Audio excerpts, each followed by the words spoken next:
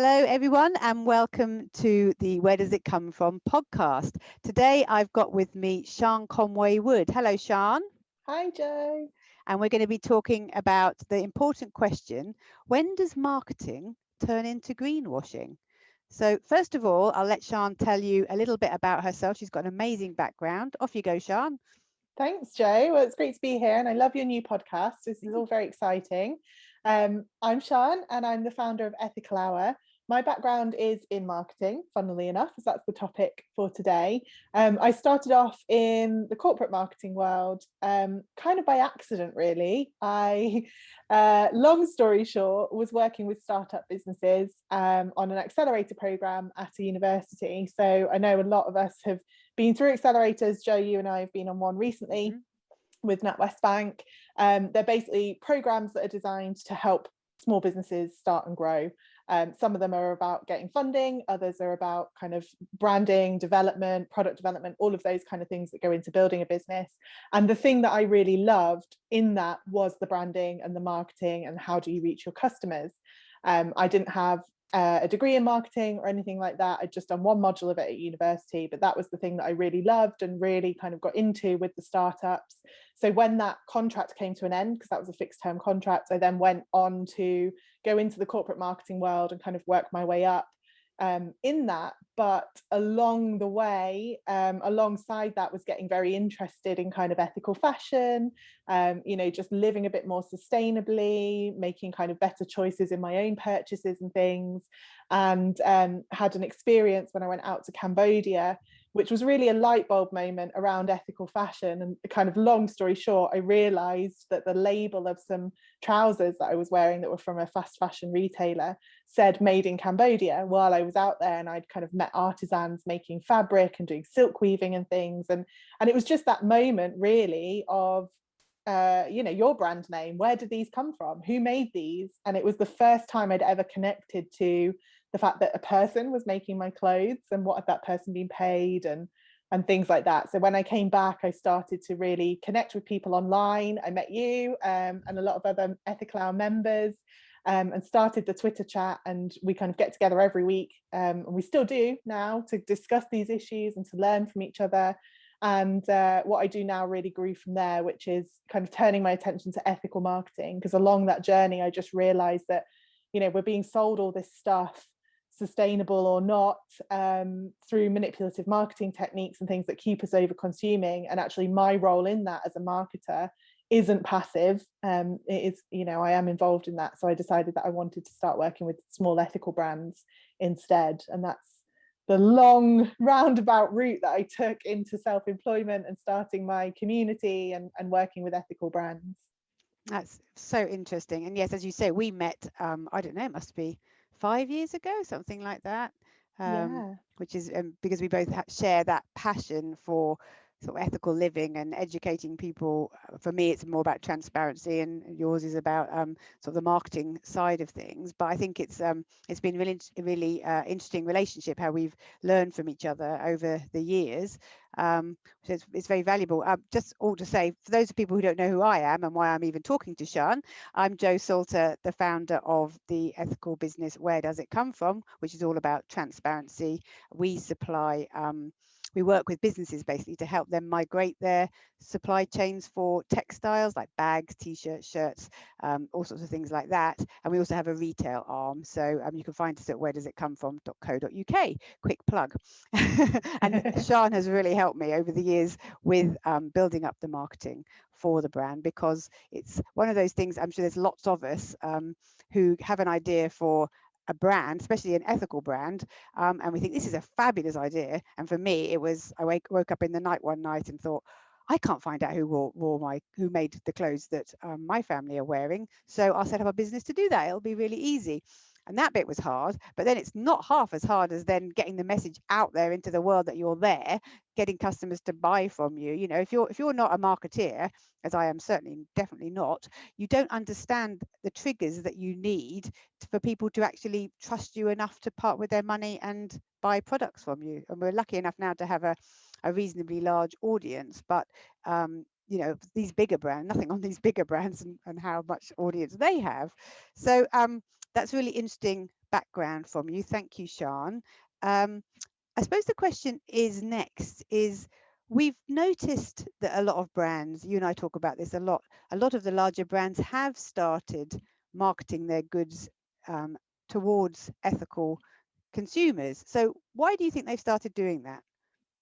Well, the market demand is just growing and growing and growing. I mean, you and I both look at the Ethical Consumer Markets report every year, which shows how spend is increasing in different areas. You know, there's loads of different trend reports. We do our own every year as well about the trends in sustainability. But basically, because we've had that big wave of awareness, you know, we had in fashion, we had the Rana Plaza collapse, which led to the True Cost documentary and kind of a big wave of the Fashion Revolution campaign and a lot of activism with that.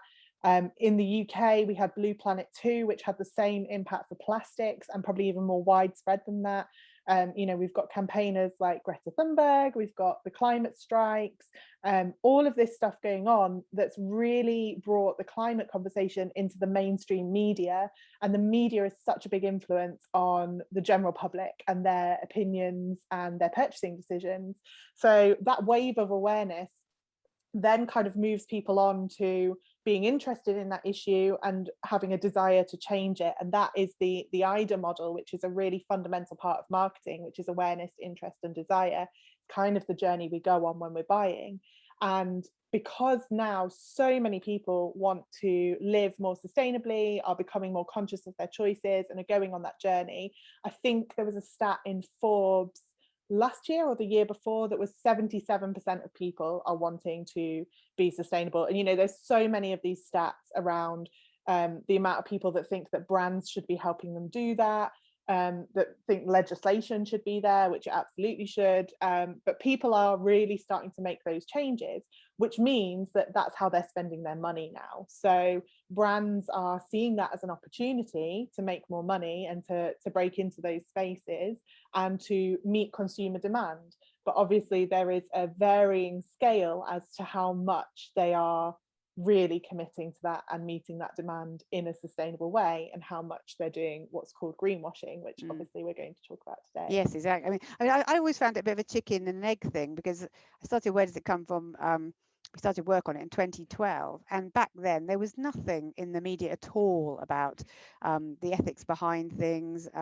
So we talked about fair trade things a lot, but even then it was not really a massive, huge movement, you know. And then when you add the environmental things in, that was barely considered at all. Whereas now there's an article in the paper pretty much every day, and a lot of influencers, you know, people like the Duchess of Suffolk and Emma Watson and people like that, wearing eco things and being proud to talk about the fact that they've got ethical and eco-friendly clothes on, by their other products in, you know, bamboo toothbrushes, all of those kind of things are so much more hitting mainstream media, which again drives more awareness and drives more consumers towards that as well. I wonder if you could unpack that IDA thing you just mentioned. Yeah, so this is there's loads and loads of marketing theory, and what it really boils down to is what you touched on earlier, those triggers that trigger us to buy. Marketing is a real mix of kind of science and psychology, art, creativity, and a bit of luck, and being in the right place at the right time to maximize those opportunities as well. But the IDA model really is kind of one of the fundamental models. There's a lot of different ones you can look at, but it's the one that I like to teach because it just makes a lot of sense in terms of thinking about how we make the decision to buy things. So as brands, we can really use this to nurture that relationship with our customers and take them on a journey. We can also use this as activists, as campaigners. You know, it's all about getting people to a point where they're ready to take action. So for us talking about marketing and sales, that action is to check out and buy something, but it might be to sign a petition, it might be to show up at a protest, it might be to write to their MP. There's loads of different ways this can be applied. You know, we can use it in behavior change campaigns to get people to stop littering, that kind of thing. So really there's the three stages to it are awareness, interest, desire, and then I like to add on action at the end, because obviously desire doesn't always convert to action. And that's really how we go from finding out about an issue or a product or something, a brand that's out there, all the way through to actually having a good relationship and be ready to buy. And there's so much psychology that goes into that. One of the fundamentals that we need to be aware of, in terms of this conversation particularly, is that we will only buy things that we need. So a brand's job, a marketer's job, an advertiser's job is to convince you along that journey that you need the product that you're going to buy, and that product is going to solve a pain point or a problem for you. So this is where manipulative marketing comes in, because obviously we don't need everything that we buy, and we do make a lot of impulse purchases. So, and we spend thousands on impulse purchases a year. So we're obviously falling for this manipulative marketing along the way. And it's really interesting, the psychology that goes into that around how advertisers do manipulate our needs. And if you look at kind of the hierarchy of needs, the Maslow hierarchy that we probably all remember from school, around our basic needs being around security, warmth, shelter, food, up to our higher needs of a sense of fulfillment, a sense of belonging. You can really start to see in adverts what needs they're playing on, whether that's social acceptance, or your neighbours have got this, so you need it too, that kind of keeping up with Jones's effect, or even playing on our kind of body confidence or lack of it, our self-esteem, things like that. So once you start to tune into this, you can start to analyze the adverts that you're consuming. And the same applies with greenwashing and things, which we'll get into. But you can become more conscious. We talk about being a conscious consumer. I think that actually doesn't start with the things that we buy. I think that has to start with the way we're being sold to, and we have to be conscious about that, because that manipulation will make you think that you need something, taking you on that journey. So by the time you're ready to buy and you're at that desire and action stage at the bottom of that journey, you're already convinced that you need that product, whether you actually do need it or not. And obviously we all know that the more sustainable choice is to not buy. So if we're going to consume less, we have to become conscious consumers at the beginning of the journey, which is when we're consuming the advertising. That's so interesting, isn't it? I mean, for people listening, we think that we're making a choice, don't we? We think we're going shopping, and we're choosing the things that we need in our lives, but actually we are being sold to and persuaded that we need things. It sounds probably very simple from your point of view as a marketer, but from my point of view as a consumer as well as a brand owner, that's quite horrifying, where I thought I had the control, but actually I don't have the control, which is, a concern. And what you were saying there does make me think of the wonderful True Cost movie that I think was 2016, wasn't it? And a real light bulb moment for me was when the psychologist pointed out that a lot of advertising is aimed at people who have got things that are not right in their life. So as you were mentioning, body image issues, maybe they haven't been able to afford to buy a house, or the house that they wanted, or they wanted a car, or they've got just haven't got enough money for food or something like that. And they aim at them by saying, don't worry, your problems will all be solved with this dress or this next level up phone or whatever. And you think your problems are going to be solved. What actually happens is you get the thing home, your problems aren't solved. It makes you go even lower in your mental health, and therefore you are an even greater target for them for the next time, and the cycle goes on and on and on, and you get into debt. That's it, exactly. And we're all susceptible to it. There are shocking stats around how many advertising messages you consume in a day. And if you were to sit here and think and count them up, you'd probably say, maybe I've seen 10 or 20 adverts today. But actually, it's thousands and thousands of adverts. It's constant, it's on every platform. There are so many what we call touch points now for advertisers to get at us and influence us, that we're seeing all of this subconsciously. And so much advertising and marketing is actually designed to work subconsciously. So with shopping, it actually releases dopamine, which is the happy hormone. Makes it's the hormone of love. It's the hormone that makes us feel good, and we get a dopamine hit when we go shopping. So that's why we get in this consumption cycle. But what is interesting is that psychologists have found that actually we get that dopamine hit at the thought of shopping and not actually at the purchase. So you will get that dopamine hit at the point where you're adding something to your cart, rather than the point where it actually arrives. So that when you start to understand how this works psychologically in our brains, and then how that's being manipulated, you can really start to see why we're in this mess of just overconsumption, causing all this waste and pollution and exploitation and everything else. And if you look at how advertisers are manipulating exactly what you said, Jo, points where we're feeling low or insecure about something.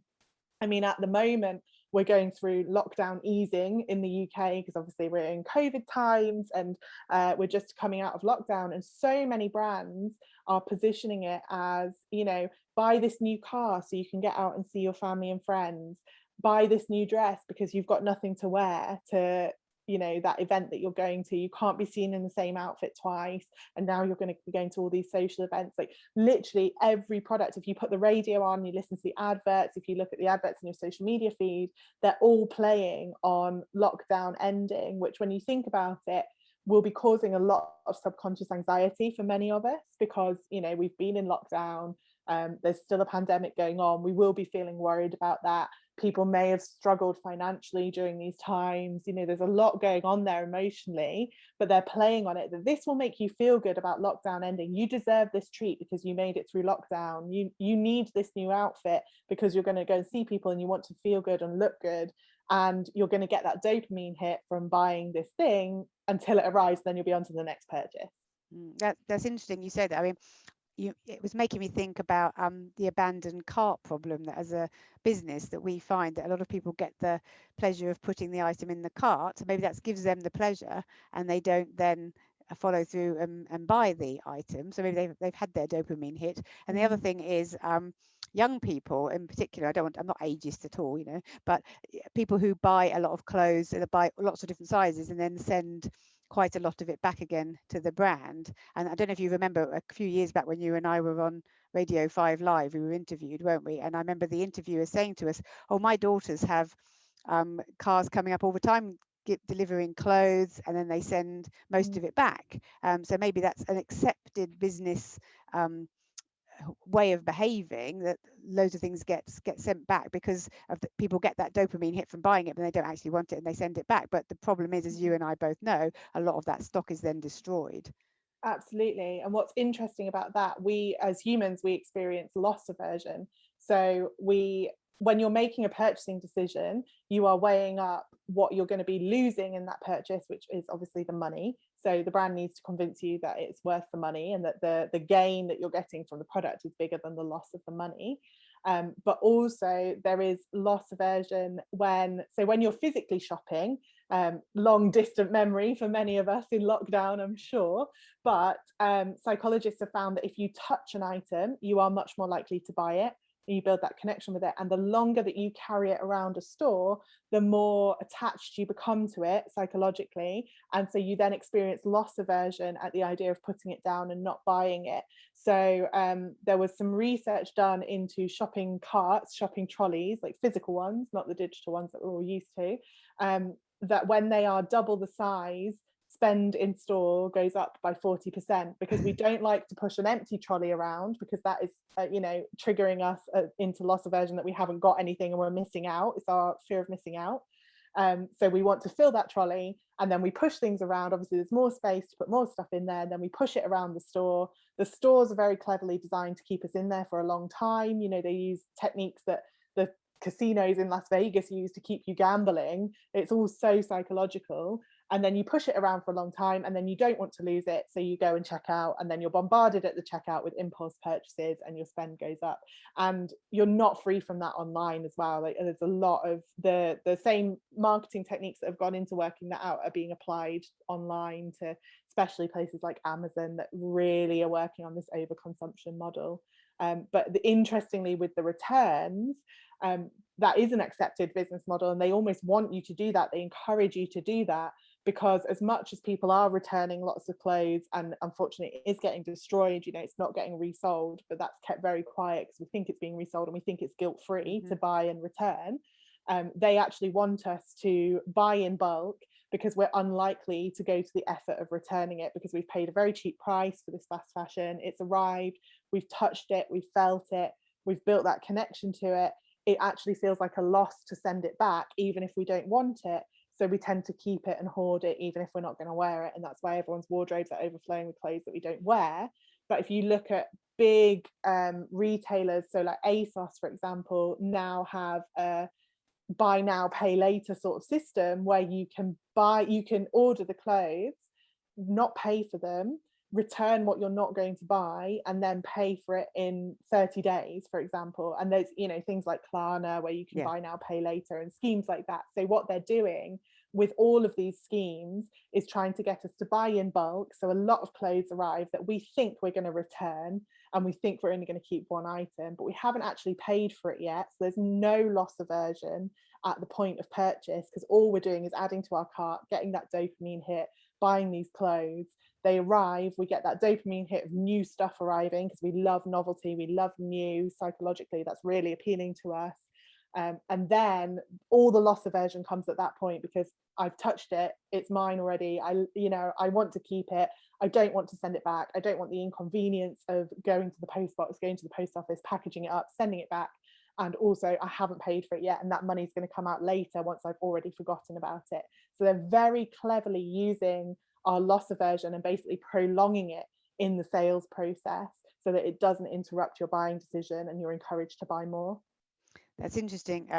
Yes, very, very interesting. That the Klarna and the organizations like that basically put off the moment of having to pay or put it in installments. I found, and I was actually contacted by some of those wanting us to put it on where does it come from, which I found quite laughable. I mean, if you're having an ethical brand, and the salesperson was saying to me, then people are more likely to buy expensive items, and because they can postpone the moment of paying, whereas I'm very much in the business model of, if people want to buy expensive items, I want them to think about that, consciously make the decision, and potentially, if they need to, save up to do that, so that it becomes a personal investment, which is not the model that these people are going with at all. You know, so it's very interesting. And I think the problem is, we've talked a lot in the past about behavior change, but that's become the norm now, hasn't it? That people expect that, and as you say, people don't realize the waste that's coming out of that, because we're not told that that's the waste.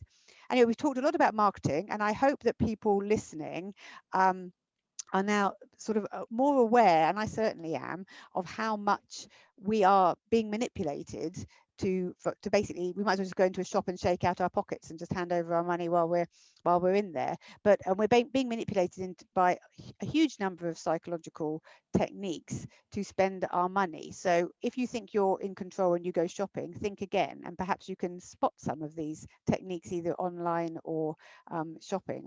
It's certainly useful to know about them. I want to move on to talk about greenwashing, because we now know that marketing has been around for a really long time. I don't know, forever, probably, I don't know, but certainly a really long time. With the upcoming green consumer, the growing of the green consumer model, what a lot of brands are doing is now trying to make themselves appear more green. And there's a number of different ways that they do that, so they can attract these more ethical aware consumers. So there's a lot of different ways of delving into this. I mean, I look at it very much from the transparency point of view. That's probably not a huge surprise, but when you're buying something or thinking that you need to buy something, it's looking at all the different elements, all the bits of information about that particular product you're about to buy. So what's it made of? Where did the crop grow? If it's made of a crop, is it made of plastic? How was that turned into a fiber for clothing? Who worked on it? What conditions did they work on? All that kind of thing, all the way through to how did that travel to the UK? Did it travel around a lot of different places? Was there huge amounts of carbon used in the processing, in the freight, or whatever? What chemicals went into it? There's so many different questions that you can delve into about a single product. It's quite gobsmacking, really, and most of us don't know that, because the deeper you delve, the deeper you need to delve, really. That's an unfortunate thing.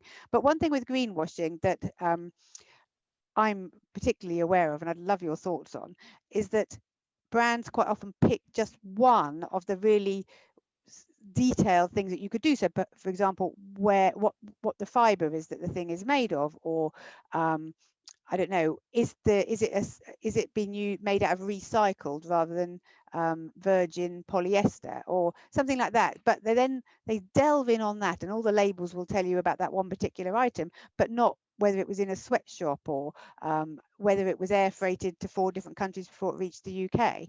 So I'd love to have your thoughts on that. Yeah, so greenwashing is such an interesting area because, again, it's so complex and it's so sneaky. But there are some kind of standard practices, if you like. Obviously, they're standard don't do this practices, ideally, Please but don't learn unfortunately, from they this. are happening. A marketing agency in Canada called TerraCycle actually came up with the 7 sins of greenwashing, and that's quite a good framework for just identifying some of the basic techniques. You know, when that was developed, it wasn't basic, that was kind of the main thing, but greenwashing goes to such a deep level now and has got so sophisticated because consumers are much more aware. But the one you're talking about there, Jo, falls into the sin of the hidden trade-off. So that is where one element of the product will be good, or one element of the brand will be good, but it will be, they will talk about that to hide other kind of dodgier practices. So actually, kind of the inventors of greenwashing, probably not a surprise, are the fossil fuel companies and the big oil giants.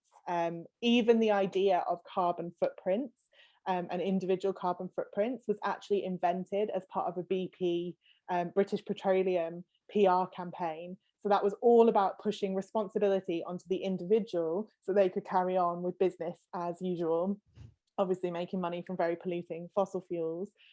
But they are definitely using this hidden trade-off at the moment. So if you were to go on any of their, you know, Exxon, BP, any of their Twitter feeds or their social media, it's all about renewables, it's all about natural gas. You know, they're using a lot of words and images. BP even kind of shamelessly rebranded and painted all of their petrol stations green, like literal greenwashing, to kind of portray this image. But the amount of money they're spending on those marketing campaigns is much bigger than the amount that they're actually spending on making changes in their supply chains. And that's the same in fashion, it's the same in plastics industries, you know, it's the same across the board really when there is greenwashing occurring. But the reason it's so bad with them is they're kind of putting this good image out there of how much they're investing in renewables and what they're doing, but actually behind the scenes they are lobbying against renewables and against legislation that would regulate them more. They are, you know, they're using the word natural gas as if that makes it good. We were talking just before we started recording about the word natural being misused. Like natural gas is still you know, not great, and the processes that are involved are very polluting and everything else. So it's that kind of hidden trade-off of we're going to show you one thing over here because something else bad is going on over here.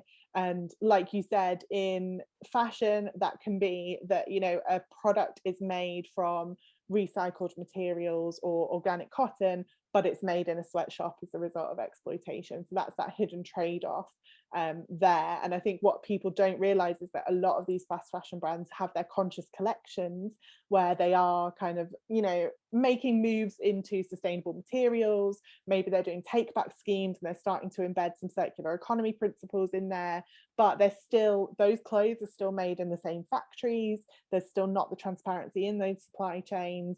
And a big problem with that in fashion in particular is the mass production. So even if you make it from organic cotton, if you are making it at that rate of 52 collections a year and hundreds of thousands of garments, you know, a month, a week, whatever, that is just not sustainable. And then you're using all of these manipulative marketing techniques to get people to overconsume, then you just can't call yourself planet friendly. And what is happening is that by doing that, because they already have, you touched on this earlier when you were talking about being a small brand and not having the audience size, the big giants have the brand awareness, they have the brand, what's called brand recall. So when you think of a particular product or you think of a particular need, you automatically think of a certain brand. So if you think about needing to put petrol into your car, to come back to that example, you will think of a certain petrol station, the one that you go to regularly. If you think about needing to go and buy food, you will think of the supermarket chain that you use. So there's that brand recall of the brands that you're familiar with, and the fast fashion giants will have that brand recall of, if you need new clothes, which shop do you go to? It's one that you're aware of. And because they've built that recall and they are in your head effectively, you trust them. So when they say this is sustainable, this is eco-friendly, we are becoming a sustainable brand, you believe them if you don't know kind of more about the industry, more about supply chains, more about what's going on. So they are actually watering down the meaning of sustainability, because we're not having, we're having it in our little echo chamber that we're in here, and with your listeners and everybody else, but the mass market is not having the conversation that needs to be had about actually we need to consume less if we're going to be sustainable. We can make as much from organic cotton as we want, but if we're not building it to last, if we're not breaking that manipulative marketing that is keeping us over consuming, if we're not stopping ordering 10 items and returning 9 of them and all of these practices, then we're not bringing down our collective carbon footprint, we're not creating change, we're not reducing waste. So we can't call it sustainable. No, we're creatures of habit when it comes down to it, aren't we? And I think the amount of effort to change brand is like changing bank and like changing fuel supplier and all sorts of things. It's a big effort, and mentally, as people, most people have very busy lives now, and to change from one brand to another, to research from one brand to another, that's almost taken a bit for granted that people won't. They can expect people to stay, and that's why these things like Go Compare and Compare the Meerkats and everything have come along, because they're helping people to move, because we just don't want to. We're not keen on moving. We want to find something that we trust and stick with it. So if you are one of these bigger brands, I mean, take for example Marks and Spencer's, who I've got nothing against whatsoever, but they're in the high street. It's easy to go there. You've got an impression that you're going to get good quality if you go there, and you probably are. But to move away from them to a small local brand that you've not really don't know much about, don't have any backstory, because that's the other thing. As a smaller brand, you need to prove yourself, whereas I don't think the larger brands do in quite the same way, because they've built that subliminal trust up, I suppose. And it is that brand perception that they build. So you can, if you name a brand, people will talk about buzzwords. So for example, Apple are really, really good at this, monopolizing that brand perception. There is that perception that it's cool, it's really sleek design, even all the way through their packaging and everything. It's very much style over substance. Apple products are not necessarily any better. There's a whole debate there about between iPhone users and Android, but actually on a technical spec level, Android and Windows are very often superior technology, superior hardware, better machines. But actually Apple have built that brand reputation about being ready out of the box. There's a reason why when you get a new iPhone, it comes out of the box and it's already charged and you don't have to plug it in. It's all part of that brand perception that they're creating, and that's why there is that fierce loyalty, and you will get a bit of rivalry between kind of Android and Apple users. It's all about the brand. And if you think about where branding came from, again, where does it come from? Branding actually originated as a way of showing ownership. So quality seals on things like wine and spices cattle. And things, when they and cattle as well, when they're being traded and they're being transported, it was to show origin, it was to show where it had come from, and it was to show a sense of quality. So millions, if not billions, is spent on branding every year to think about what do we want people to think about when they think of our brand. And it's so subconscious, but that's what creates that instant reaction of I need this, therefore I'm going to go to that shop. And actually, I think I was listening to a retail trends session a bit earlier today, and they were saying that the latest stats are that 40% of people now start their search for a product on Amazon rather than Google. So if you think Google for years has dominated online search, and again, because of the power of branding, has dominated the online search world, but Amazon are now becoming so much of a monopoly in retail that now it's people's go-to place where they will go and search for a product.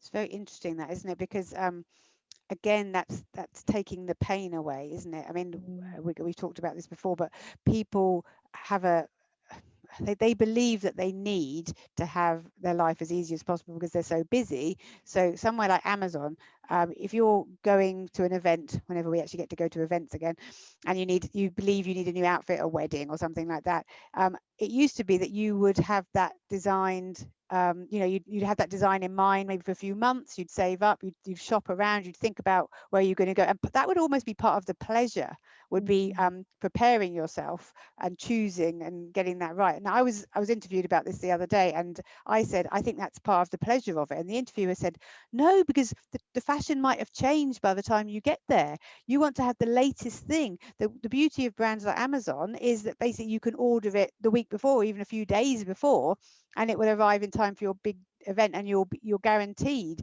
But no, it was quite a young girl who was interviewing me, and she basically said that would be terrible if you turned up to a wedding as something that was out of date.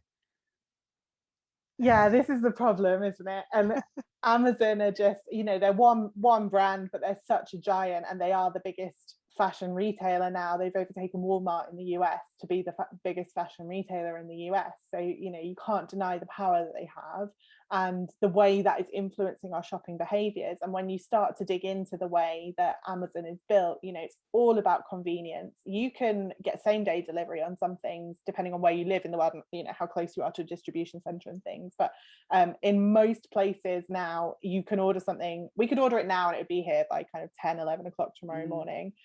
Which is terrifying to think about the process involved in that. And you know, there's all sorts of awful reports about labor exploitation and things going on, but when you look at the site and how it's designed and the app and everything else, it's all so cleverly manipulating this psychology, and all of these different elements, you know, our fear of missing out, our love of convenience, minimizing any loss aversion, all the rest of it. You know, they're very good at that, and getting us onto subscription models and all the rest of it that just makes it as easy as possible to consume without thinking, because that's ultimately what it comes down to. The less we are thinking and the more our subconscious brain is running the show, the more you know, the more we buy. And that's why so much marketing uses fear-based tactics, because when we are scared, we go into fight, flight, or freeze response, and our kind of reptile primitive brain takes over and starts running the show.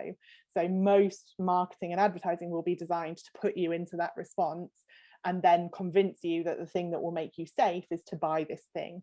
So it's very clever. And, you know, being aware of these techniques is one thing, but being immune to it when we shop is another, because, you know, it does put us into that subconscious state. And I think that's why it's so hard to crack this sustainability piece, because, well, number one, it's such a complex area. So obviously Marks and Spencer, as an example that you mentioned earlier, are doing a lot with organic cotton and are doing a lot to clean up their supply chains.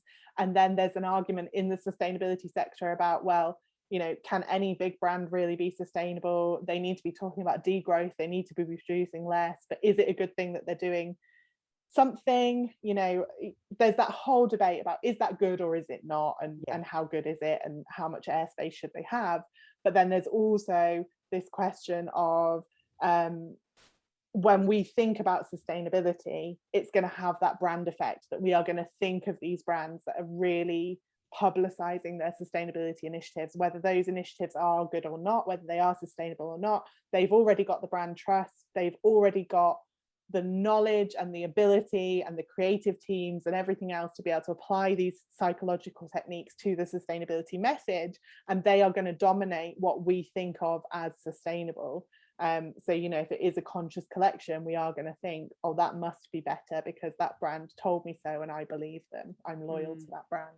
I think it's an interesting point, isn't it? So if you've got a large brand that's doing something good, one of the positive thoughts out of that is that's good, they're doing something really good. And there's a very large brand, well, I can say the name, Primark, who have done they sell huge amounts of clothing on the high street, and they use brown carrier bags. So I mentioned this to someone the other day, and I said it's interesting that they use brown, sort of reusable looking, I don't know if they are reusable, but sorry, recyclable, but they look sort of good for the environment, carrier bags, and people walk along with several of these carrier bags.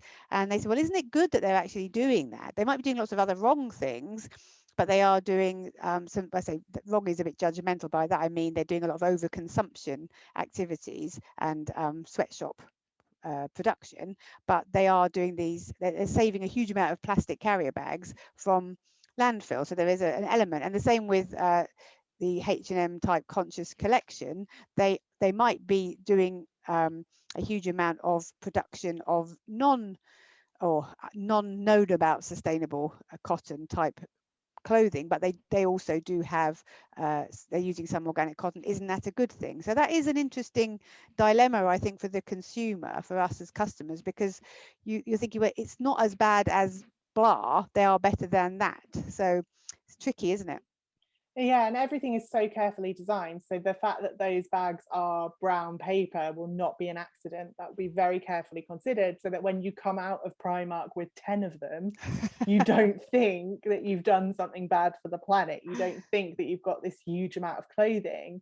You know, the bags feel very light, they look recyclable, they will trigger certain associations in your brain to make you think that that's okay. And the same, you know, if you look at H&M's advertising, their conscious collection, it's all women in floaty dresses in fields connecting with nature, to again make those leaps in your brain that then kind of tell you that things are okay and good for the planet and things. And I think ultimately that's where we have to make the decision as consumers about, do we look at it on a product by product basis? So if you do still want convenience and low price point and to be able to pick it up on the high street and everything else, then okay, if you're going to go to H&M, it probably is better to buy something from their conscious collection than from the rest of the store. There is a side issue with that a lot of the time their conscious pieces are sold as loss leaders to get you in and to get you to buy more. And again, the store layout is very carefully planned so that it is, you know, it's all designed to get you to spend more. So it's very unlikely that you will only go into H&M and buy that £10 cotton dress. The same you as will supermarkets. Probably come out with more. Exactly. Supermarket clothing, and we know several brands have started doing organic cotton clothing, but the trouble is, and I say well done to them for doing that, for actually researching and looking into organic clothing, but the challenge is nobody else can produce them for that price. Exactly. And we could do a whole separate episode about the techniques that supermarkets use to keep you in there and keep you spending. I won't go into that, but no, that's on a product level. So, you know, if you are going to buy that product and you're going to buy it new, and you've already been through that kind of hierarchy of needs of, do you really need to buy it new? Then yes, for example, organic would be a better choice. And if you do want that from the high street, then these brands that are doing conscious collections are an option. Obviously the kind of other way of doing it, and my personal preference, is to do it on a brand level. So who is that brand as a whole? What does their whole supply chain look like? And even who is their parent company? So this is how Ethical Consumer magazine do their rankings, and that's a very good source of information into this, because they do a lot of research into you know, what are the best options, what are the best buys for different things in different categories, including fashion. But they say on their website, they look at the parent company, because obviously that's where your money is ultimately going. So if you buy, there's a really good kind of example of this that isn't mine. It was by a journalist in The Guardian, and I can't remember his name off the top of my head, but it's about eggs in the supermarket. So if you go to the supermarket and you look at the eggs display, which incidentally will be at the back of the store, because everybody goes in because they need eggs, but then they come out with 10 more things because they've made you walk all the way through the store. But you go to the eggs display and you will find that there's organic free range eggs, and there's eggs from caged hens that don't have such a good quality of life. You will probably, as an ethical consumer listening to this, you will probably go for the free range eggs, unless you can't afford it or whatever. You know, people do have their reasons for buying the caged eggs, but no matter which eggs you buy, the supermarket still makes the profit. And that's the problem, because we only have so much control. Like, the actual responsibility shouldn't be on us to make that decision. It should be that they are only allowed to sell free range organic eggs from hens that have had a good quality of life. They shouldn't be able to profit from both and push that responsibility on us. But at the moment, you know, that's the other piece. That's why we need legislation. And you know, in terms of marketing, we need kind of the advertising standards agencies and people to crack down on this greenwashing and make brands substantiate their claims when they're saying, you know, this is ethical and sustainable. Well, what does that mean? Like, how is that ethical and sustainable? So that education piece carries on, and so that we can make informed choices. I think education is an absolutely key one, and something I'm absolutely passionate about. I mean, transparency and sharing all the information is so vital. But I think I also totally agree with you about legislation. And I came from a place maybe 5 or 6 years ago when I thought it could all be done with looking at consumer behaviour and culture change. But now I think there's just too much going on that's being pushed at us in terms of misleading information, that it's not fair now to consumers. I think there needs to be legislation to stop people doing things that are actually getting close to being untrue, you know, Yeah, when it that's comes it, down to it. exactly. But culture change is a really interesting one. I'm hoping that people listening to this will make us all think a little bit, you know, about some of the choices that we're making. And even changing one part of your behavior can trigger you asking questions. I think asking questions is one of the key ones. You start asking questions of big brands, they will change their Yeah. behavior. And as I think I've said before on previous sessions, if a small brand, by doing something in a totally transparent way and sharing a huge amount of information, can encourage customers to then go to the big brands and say, well, they can do that, why are you not doing that?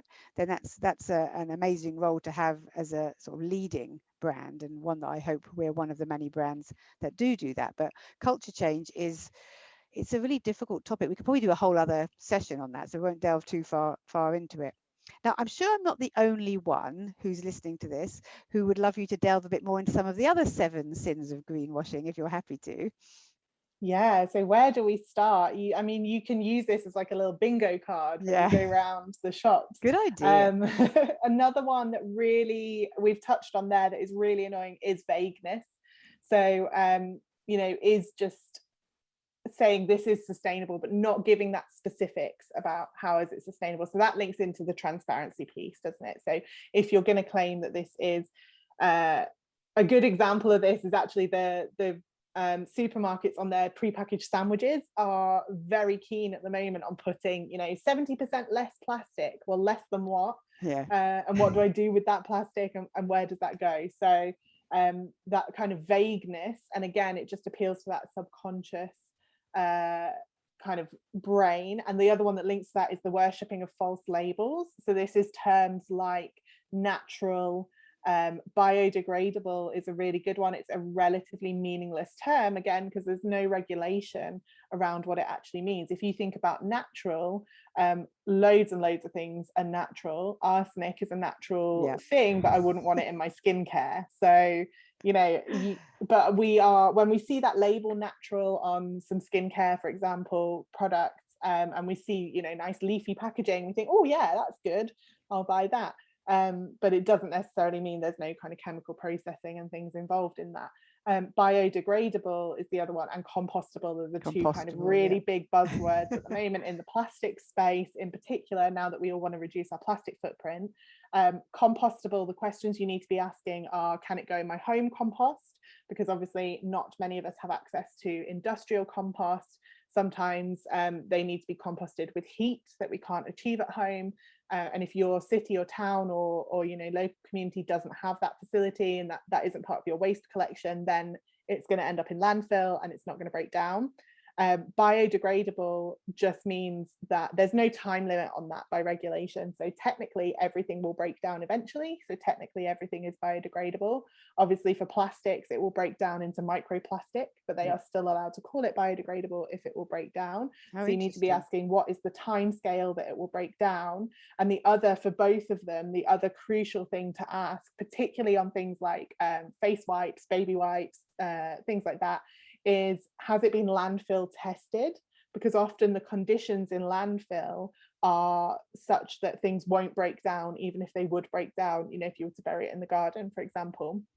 So particularly with food, this is a problem, because a lot of food waste doesn't even break down in landfill just because of the conditions there, in terms of kind of how tightly packed it is and all sorts that goes into it. So has it been landfill tested? And if so, what is the timeline in it degrading? Obviously we want that to be as short as possible. But those terms are kind of false labels in that they're just kind of meaningless unless there is that data to support it and to back it up. And obviously the ideal for compostable is that it would go in your home compost and break down, and also that it would break down in landfill conditions, because not everyone has a home compost. But it's interesting, isn't it? And I find as a business owner that sometimes you have to use those terms to appeal to customers, but also Yeah. for things like SEO.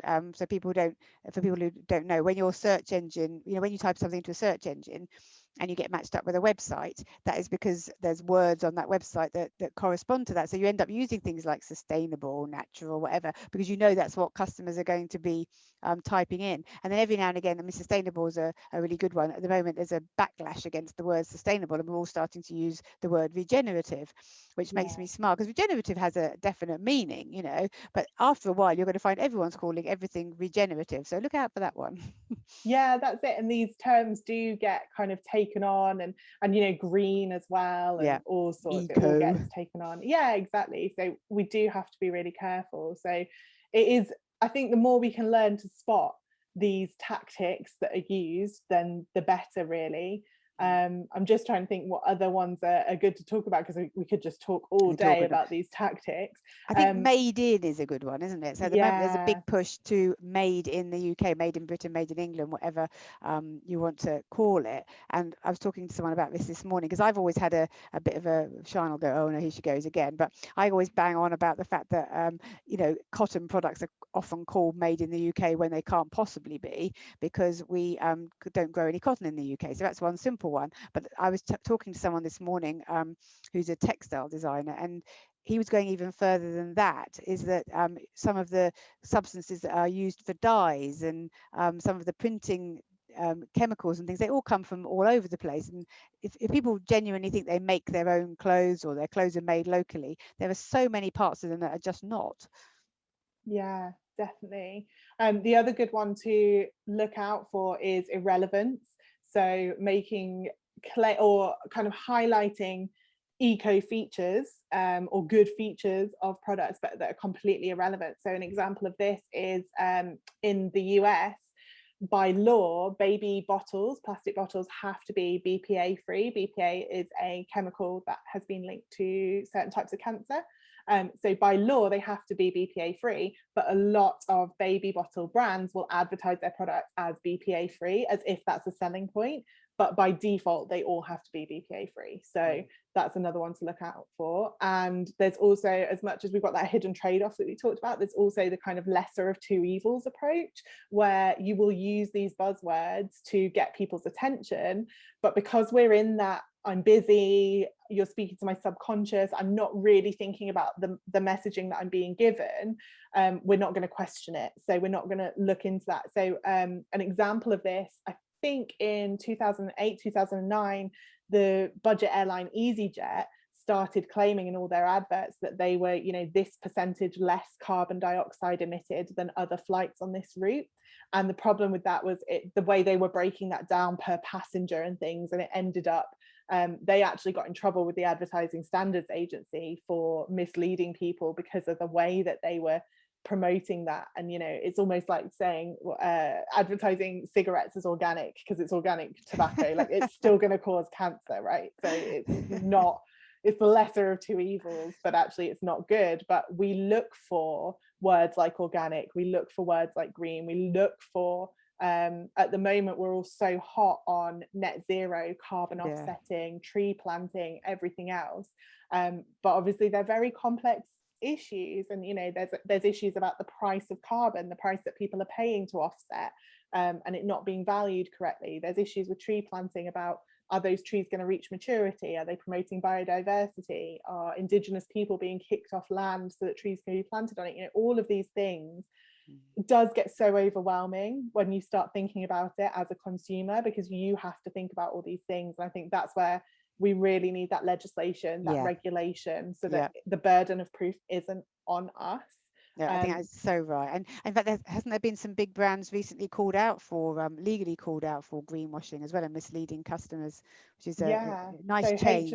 H&M were taken to court in Norway and were reprimanded for not being clear enough about what sustainable meant in their advertising. So that's the kind of thing that we need. So what we can do as consumers, obviously we can have influence in our purchasing decisions, but I think we can have more power beyond our purchasing decisions by pushing this pressure back. So when you see greenwashing, like learn what those 7 sins are, and then when you see it, report it to the Advertising Standards Agency in the same way that you would write to your local MP about an issue. You can write to the Advertising Standards Agency. In America, I think it's the Federal Trade Commission is the equivalent of that. Whatever the equivalent is that regulates advertising in your country, you can write to them. They answer to us as the public, and you can say that this is misleading advertising and here is why. And you can quote the 7 sins of greenwashing and show which sin they are committing, and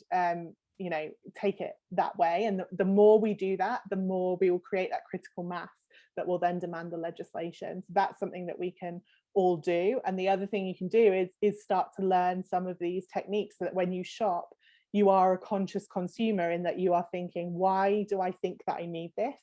What process have I gone on, and what has someone subconsciously done to get me to this point where I'm ready to buy?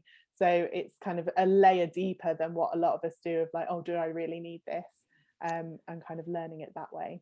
I think that's absolutely vital, and I love that point. I really hope it comes about, and I'll certainly be very keen on pushing it myself. I mean, we need to have legislation, because, as you say, the burden of the proof is currently on us. The whole reason that we're even doing this podcast is to try and help people understand all the different things being thrown at us to make us part with our money and make us believe that companies are being green, eco, sustainable, whatever word you want to do. If that burden of proof wasn't on us, I think more people would make better choices, because at the moment it's just too overwhelming. I mean, we get, I'm certainly told often in conversations with people, I haven't got time to think about that. Ethical shopping is just too hard. I need this particular thing. I'm going to go with someone that I trust. And then the other one, of course, is I can't afford to buy ethical, because for people it's financial, it's mental. There's a perception that shopping ethically is going to be more expensive, which is not necessarily true. But also, shopping ethically means buying less, so that's completely not the same problem at all. But the second one is that it's just too hard. They want to go along with the current culture of being able to go where they know and buy the things that they want, which I completely understand. But I think the point that you're making is that we don't always need to even buy those things. We're being pushed at even before we've made the decision that we need something. So we're being told we need something that effectively we don't need. So I think there's a huge amount to learn from what you've said, Sian, and I think it's a really good place to end it, because I think people have got a really good idea of steps they can take. They can start analysing the information that's being thrown at them and be sure that they're back in control of their own destiny and their own money. But also, if they do start spotting some of these things, they know what to do to point it out, so that hopefully in the longer term the situation will change for all of us, and we won't have such an assault on our senses every time we, I don't know, turn on the TV or open up our laptop or go down the shop. So I'd like to say a really big thank you for spending the time with me. It's been an education for me, and I've known you for years, and there's still a whole lot of stuff coming out of here that I didn't know. So that's great. And I love the idea of the 7 sins of greenwashing. Is there anything else you'd like to say? Any exciting things coming along you'd like to tell us about before we go?